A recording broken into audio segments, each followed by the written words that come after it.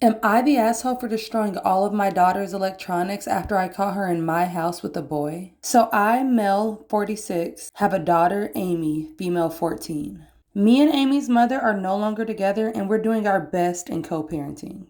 I got remarried, but my new wife tragically passed away 3 months ago. Things have been really hard. So, the other day I went out to the grocery store to grab a few things. I told Amy that I would be back soon, and she said okay.